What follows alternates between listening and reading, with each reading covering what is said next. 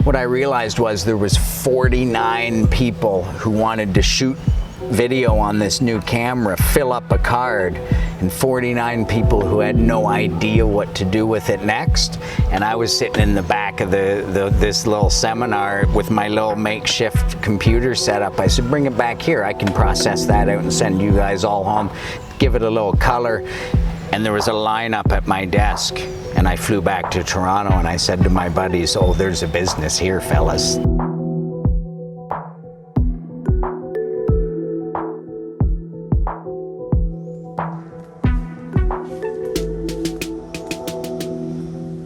Hey folks, Pete here from Thairish Times.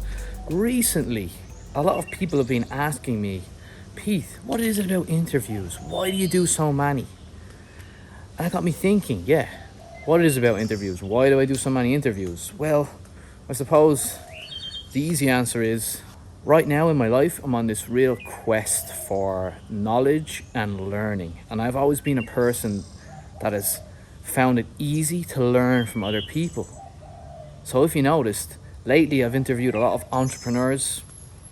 I've always found entrepreneurs fascinating, and I'm always of the opinion that if I interview them, then maybe I can learn from them and they'll help me, and then maybe it'll help you out there as well. So that's kind of the reason why I do so many interviews. I do enjoy doing them. But we've also got other content coming up as well. We're going to have a video with myself and my Thai wife, Noon, coming up on the channel as well.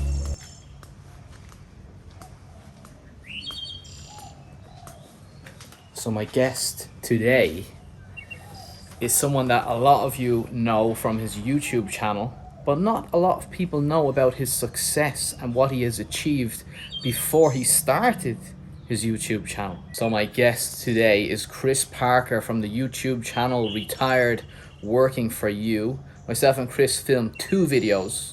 So this is the first video. The second video will be coming in, let's say, a couple of days time. I'm on holidays in Koh Samui at the moment. We're getting it done. We're filming lots of content at the moment. So I'm out and about filming. So Chris's video, second video, is going to come in a couple of days. So do me a favor, folks. If you like this content, you like the interview, please click like, subscribe to the channel, share the video.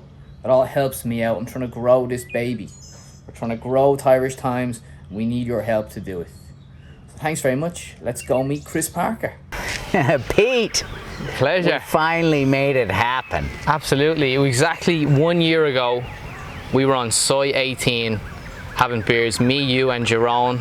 Shout out to Global Travel Mate. Yeah. And I remember you said, Pete, we'll do the interview. And literally the next day, Bangkok shut down. It was like the second wave, or second or third wave. Everything shut down, and the pubs and everything shut down.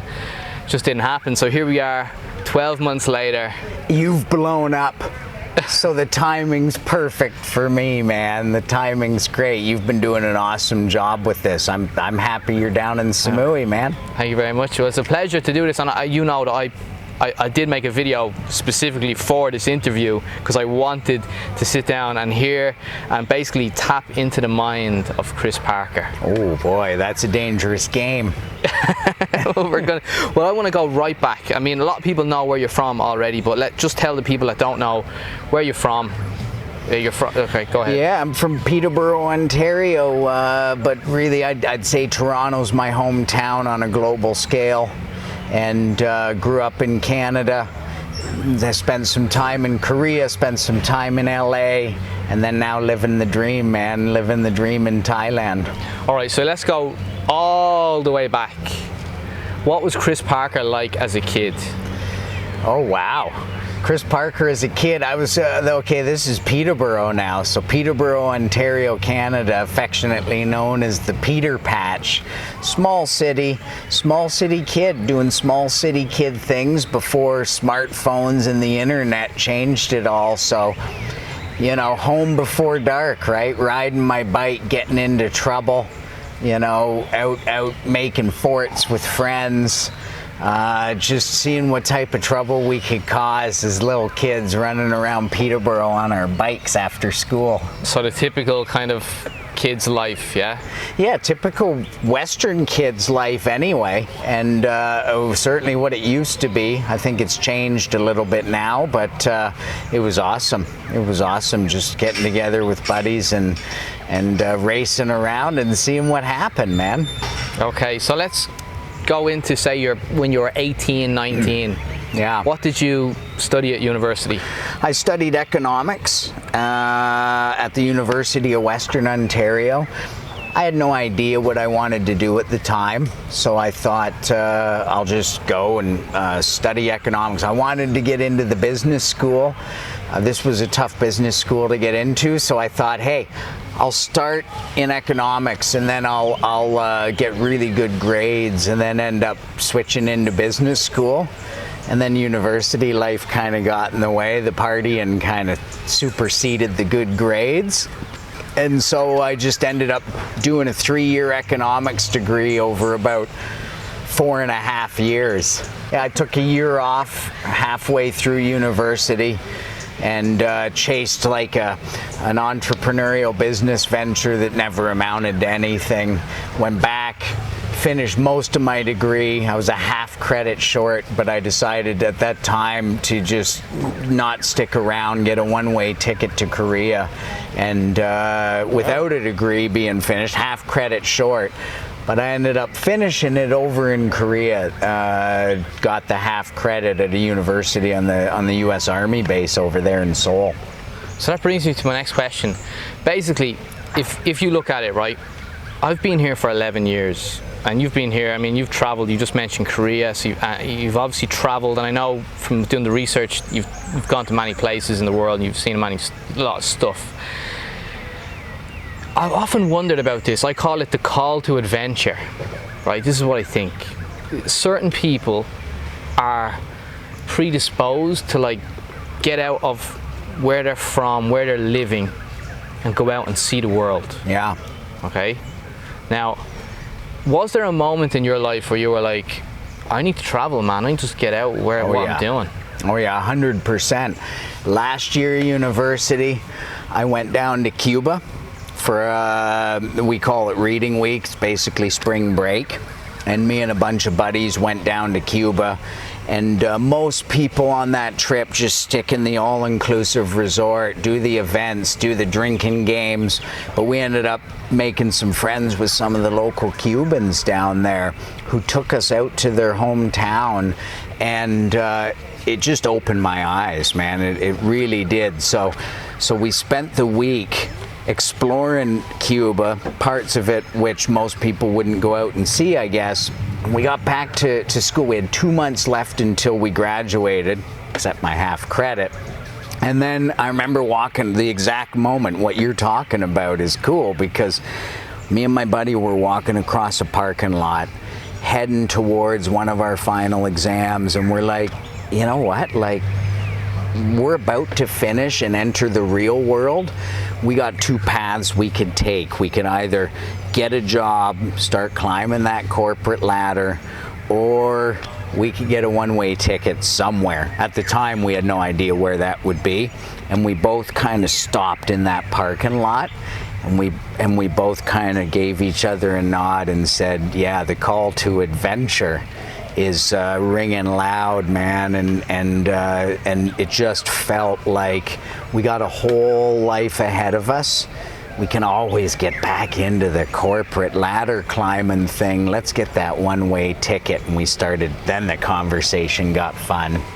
Now, you have been extremely successful in the film industry, okay? So let's go back to the moment where you made the decision to go into that industry. What, as a young man, you're probably in your early 20s, what made you decide to take that avenue? I was actually getting closer to my late 20s. I had done the stint in Korea for 4 years. That was a lifetime of its own. And then got back to Canada, took a mini retirement, which I would recommend highly. Mini, you know, just a kind of a step back from everything without fear. and it ended up being, it's always an unknown amount of time. This one ended up being 2 years, and I traveled across Canada really slowly. And after 4 years in Asia, I wanted to kind of explore my own country a little bit. Yeah. And then it got to the end of that, the money started running out from what I had saved from the Korea years, and I just thought to myself, I'm gonna pick something, an industry that interests me. At the time, I had a video camera, I was making vlogs, man. This was 1998, and I vlogged my way across Canada. But there was nowhere to show vlogs to at the time, so they just sat in a shoebox, and I'd show them to my buddies, and that was that. But the bug for that bit me, and I thought, I'm going to give the film industry a try. And so a friend of mine who actually lives here on Samui now was back for his little short stint in Canada, and he got made an introduction for me and a producer. And I decided I would enter the film industry, and as long as there was forward progress in that journey, I would see where that journey went. And so I didn't know where. I like most people, I jumped into the industry as a PA, getting lattes, getting hot lattes thrown at me for the wrong type of soy milk in them and that sort of stuff. And that's how it started, with no preconceived idea what I'd be. I wasn't going in saying I'm gonna be a director, or I'm gonna be a DP, or I'm gonna be an editor. I just went in and decided to look around at the entry level and see what happened. So that was my next question, actually, about, because I did a bit of research on this, and yeah, you said you were a personal assistant getting lattes. When you look back at your life now and what you've achieved and where you are in your life now, and you look back at that guy who was getting the lattes, how do you feel about that? I mean, that must have been quite a humbling experience when you think about it. Yeah, yes and no. I've never thought about it in those terms, and it's like the other PAs, you go in, there's a whole group of people that are in the same boat, all getting lattes. And they all, what I noticed, what made me unique was that they were all focused on being directors, being DPs, and, you know, almost wanting to hit the fast forward button on all of it. And I just started looking for the next stepping stone. You know, to me, success is based entirely on a dream. Sure, you gotta have dreams, but finding the next realistic stepping stone to get to that dream. So that's what I started looking at. Humbling, I was having a blast. I was meeting all kinds of great people. I was pretty carefree in my 20s, and just started observing the film industry and seeing what parts of it I thought I could make a difference in, what parts of it I thought I would enjoy the most. And it turned out kind of my path just started building in front of my eyes without the preconceptions of being humbled and needing to get out of it as quickly as possible and move straight to the top. It was just more of a stepping stone approach that I took to it. You founded a company. Bling, baby. Bling, is that what the name of it was? Bling. I was trying to find the name. Yeah, Bling. Bling. Why did you pick that name? Because everyone said on set, when the position that I did find myself in, a position called video assist, and at the time there was some new technology that, like wireless handheld monitors and some funky stuff that didn't exist in the industry. I was there at that time of digital technology kind of making its way, making serious inroads, and everyone used to say, man, you guys always bring the bling to set. And so when me and my two buddies started the company, we're like, let's just call it Bling, you know, and go from there. And as a reminder to not take it too seriously. That word bling, I mean, that was big in the 90s. I remember that when I was growing up as a kid, they were like bling bling, and everyone had big rings. And our thing was bling, bling. Exactly, it was bling bling. Yeah. And our thing was we took away the second bling. That was for us at the time, because this was the 90s, and so it was all bling bling was a new term, and we're like, let's call it bling bling. And then it was like, no, just one bling. Let's just call it Bling, and that was it, man. We need to tell anyone who doesn't know, you were in the film industry. That's what you got involved in, and you actually grew to a pretty big organization. Tell us what you were doing. There was a moment in your life, because I did the research on this, that you everything worked out well for you, and it was set you off on this big long road to success. So tell us about that. Tell us how you grew your company. Yeah, well, it started again without these preconceived ideas of having to get to the finish line before running the first 25 meters of the race. And the first 25 meters of the race was going on set. And I find like there's a difference between and this is just an old guy talking like old guys do, but there's a difference between them young kids and us old guys, and to me that difference is not rushing. So I went on set as a video assist guy. It was all 35 millimeter film, 100%, just commercials in Toronto, silly commercials. Great industry though, I love that part of the business. And as I got into that, I did 10 years of that. Like, again, no fast forward buttons, man. I didn't think I'll do this for a month and then I'll take over the world. No, I did that for 10 years, a decade straight, 1,000 days on set. And during those days, towards the last 5 years, digital technology started to rear its head. And I could see that this was going to change. This was going to be a paradigm shift in the whole industry. And it was going to go from analog 35 millimeter film to digital. And I just started geeking out over it. I loved that stuff. And so on one hand, I'd sit on set, I'd do my job as good as I could. And then I'd start learning. I'd use the internet to learn because there was no one who knew what to do with digital technology at the highest professional level. And so I just spent hours every day learning about that. And at the same time, I was playing with the toys that I was lucky enough to have access to. So I was a rave visuals VJ. The big raves had come to Toronto. This is in the crazy rave days of Toronto, and I was a crazy raver. And so I started doing visuals because we had access to all this equipment, and we got experimental with this stuff. We just started playing with it. And that made me realize that there was all kinds of cool things you could do with technology that people weren't really doing. And so fast forward to the real moment in time when the Red camera came out, the first digital 35 millimeter sized sensor came out, and nobody had a solution for it. So I fly down to LA for one of the first presentations. There's a room of 50 people there. I didn't know who they were. I thought they'd be 50 people like me. I had my little makeshift processing station. I wasn't a shooter. I was never going to shoot the video. What I realized was there was 49 people who wanted to shoot video on this new camera, fill up a card, and 49 people who had no idea what to do with it next.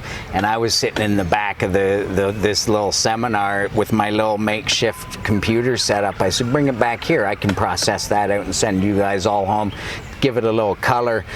And there was a lineup at my desk. And I flew back to Toronto and I said to my buddies, oh, there's a business here, fellas. Like, this is nuts. There was 49 people there filling up cards, and I was the only one able to empty them and deal with it. And so that's where it started. And then it happened fast because the whole industry wanted to change overnight. And it went from people laughing at me, saying, we'll never shoot on that digital crap. We're going to be shooting film for the rest of our lives. You're kidding yourself. And it went from that to me saying, I think you guys are missing what's coming. Like, this is going to happen. It's just a question of how fast. And it happened faster than I even thought. And so it just started, and we got out of commercials and into the TV and movie world because there was just no one filling that void in the industry. Well, like, this is crazy. To me, this is like, wow, this is proper crazy stuff. But when you go back to your personal life, were you literally, what kind of hours were you working here? Oh, I was engulfed. It was 100% all engulfing. It was all I did, and Haley, my wife, will be glad to tell you that it was like, it was It was everything. It needed to be, because things that we were doing just, a month ago just couldn't be done. At the time I could do, there's a big company called Technicolor that processed all the film for 100 years. At that moment, and this was about 2008, I could do by myself what a building of 200 people at Technicolor, it would take them 3 days. I could do it in probably, by 7 a.m. the next day, just like you're supposed to do. But to do that took like an all-encompassing approach to a combination of learning, doing, and then scaling a business at the same time, because the demand just started pouring in. We could only work with one studio for the first year, Universal. We did their first ever digital show. Another company, Technicolor, did their second ever digital show, and after they got those 2 experiences, they said, we want to give you 100% of our shows. And I'm like, well, I'm just a guy with a couple of laptops. And he's like, yeah, if you don't fix that, we're gonna have to go back to Technicolor. So then the work shifted to scaling a business, shifted from doing to training and scaling and building business processes, something that I didn't know that much about, but had to do it because the demand was right there at the doorstep. It was as much as we could do in as many cities as we could do it, as quickly as we can offer, as quickly as we could build it. They wanted it. And how did you grow it then? It started off it started off again, stepping stones, man. It started off with one guy that I brought on and trained, and he was also of the same mindset as we get shit done no matter what it takes. We'll learn as we go. And it started with one guy, and then it started with one show, and then that went to 2 shows, and then, okay, now we got to figure out how to be able to handle 4 shows, all the way up to where, when we ended, it would be 30 to 50 shows at any given time that we were handling.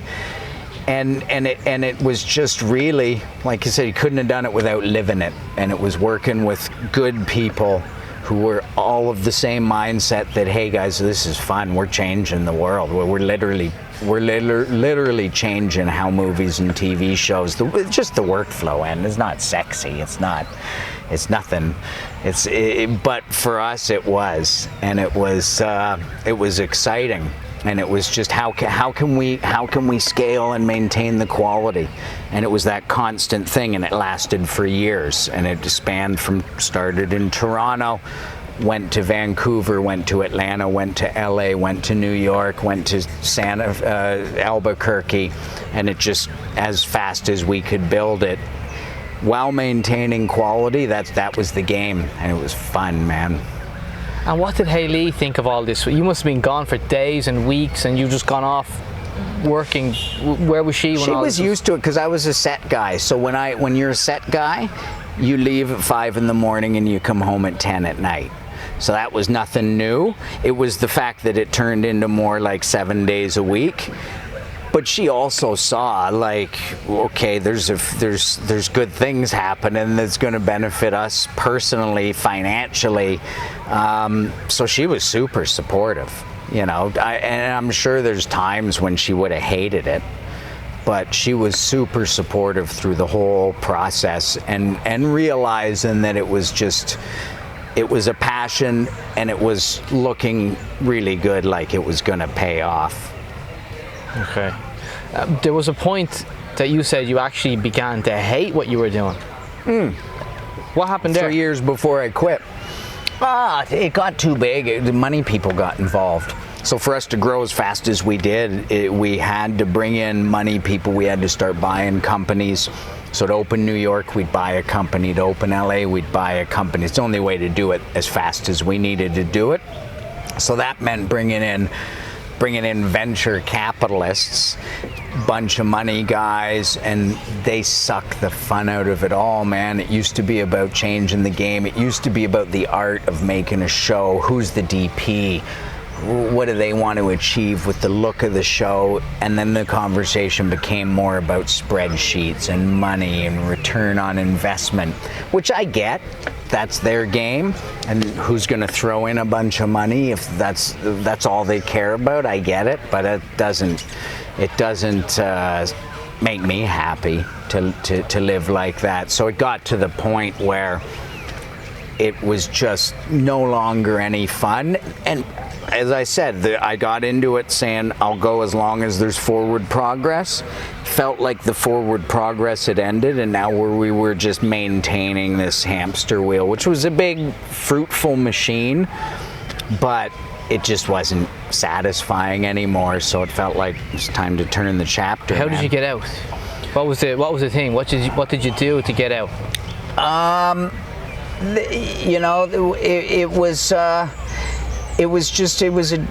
I waited a couple of years too long. I did it for a couple of years when I stopped enjoying it. And it's a decision you have to make. It's the underlying notion that, man, like I could just one more year. When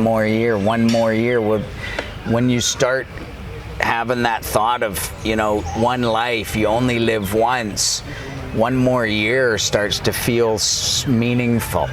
I think a lot of people out there can one more year themselves into their 70s. And I never wanted to do that. I wanted to always, from a young age, remind myself that you only get one life. And if it's not doing it for you anymore, then whatever that next chapter is, unknown as it may be, giving up what you might be giving up in the guaranteed best earning years of my Hollywood career, it's like, man, I'll be 75 one day regretting the crap out of that. I won't regret turning the chapter.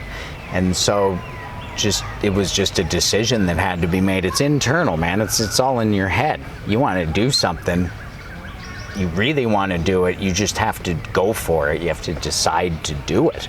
And then let the chips fall where they may. And if you don't, you don't. That's fine. Everyone different strokes for different folks. But for me, it was time to get over here. Well, we're going to get into that in a second. We're going to get into Thailand lovers questions in a second. But I still want to. Actually, that is actually the next question. That's the next question. Where did the love of Thailand come from? Oh, that came instantly. I moved to Korea after the university walk with my buddy. I was 22 years old, sitting in Seoul drinking at a bar, and heard stories of this island that we're sitting on, Koh Samui. Some people telling wacky stories, like wacky stories. And you go down there and all this wacky stuff starts happening. We're like looking at each other.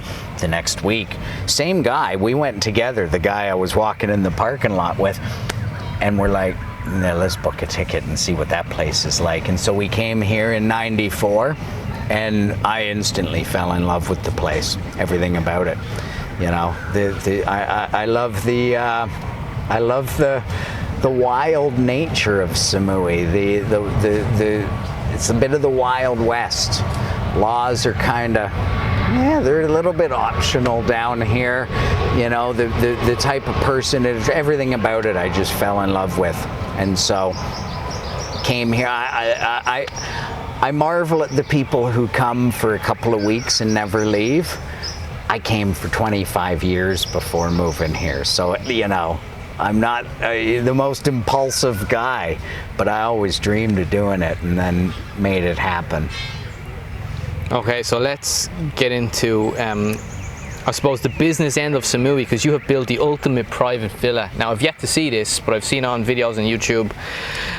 And tell us about the villa, Moonstone. Yeah, it's just over there. It's a labor of love with a buddy. I flew over to China to start this crappy movie called The Great Wall, with Matt Damon and Willem Dafoe, and a great movie called The Great Wall.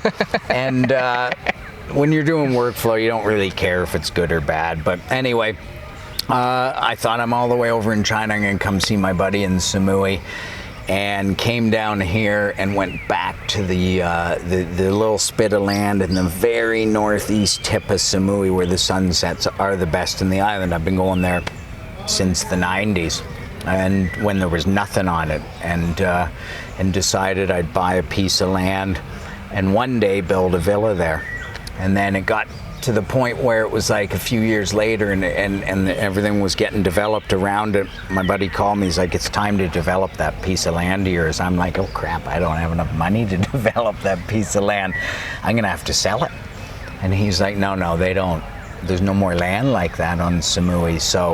So what if we go 50-50? And he's one of my best friends in the world. We've been buddies since long before Thailand. And so we did that, and it turned out to be the greatest thing ever. Much more fun having a partner than doing it on my own. And so we built it, and it turned out spectacularly. We love it. It's what keeps me retired, passive income, rental income. You know, that's well, hopefully. These last couple of years hasn't been so great, but we've managed to stay afloat, and that's been a miracle in and of itself, because it's got a full-time staff of 5, and we've kept them on 100% of their salaries. That was our only goal for during this whole mess, and you know, I'm pretty confident everything's going to turn around and come back, and that's going to allow me to keep me retired. Like I did the math when I left LA. It wasn't like I'll never have to worry about anything again. I'm like, my math was razor thin. My bigger fear is dying with a crazy amount of money than retiring too early and having to figure out how to make more money. And so it's like, I need that to kick back in, and it has been. It's already started. So Was it difficult to jump through the legal hoops to set up, to actually buy the land and set up the resort, being a foreigner in Thailand? Yes and no. Yes and no. Like, we have, you know, a hotel license, and it's almost like a private resort. As you can see around here, there's all kinds of foreign business owners here. You know, you need some Thai partners, and there's certainly things that you have to do, and we did all those things. And it's completely run above board with a hotel license as a private resort rental, basically. So Chris, you are not an old man, right? You're 50, and 50 is not old, right? It's not young. No, but I mean, you look healthy, you've got a lot of energy about you. I can see you're still young at heart. What's the plan? What are you doing here? Well, the plan was to just kind of take a big break. It was an intense 20-year run in the film industry, and then and do some traveling, and then everything got locked down, and so the YouTube channel started up, and that started to go pretty well, and I rediscovered that love of video making from when I was in the late 90s, running around with a video camera. And so right now, that's as far as the plan goes. My nephew has come over, Adam, who you've had on your show before. Absolutely. An absolute great guy, and an absolute really intelligent guy I have a lot of respect for. He's one in a million. You're very lucky. Beyond lucky. He is.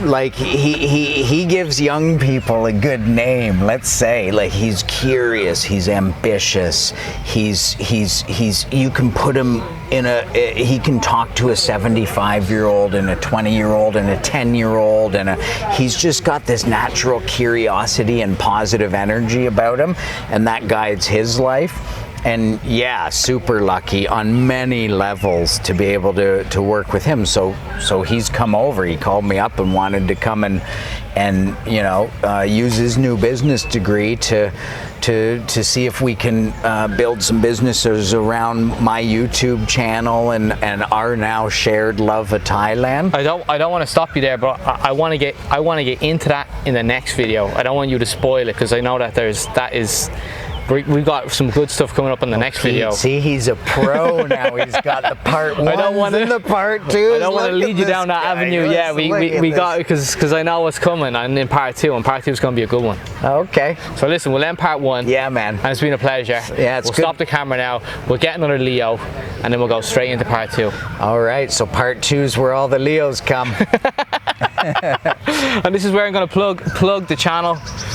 subscribe to the channel. I've already hit 10k, and you know, I said already previously, I'm absolutely delighted to hit 10k. You know, to get there was it was a real journey, man, and it was an emotional journey, and great fun getting there. And that's the beginning. This guy deserves 100k if you haven't subscribed. This is one of the gems of Thailand. This is one of the foreigners that is living life right over here. You're gonna get there, man. Like, it's such a joy to see how far you've come in the last little bit, and it's all well earned, man. So make sure you give this guy a little. I put my heart and soul into it.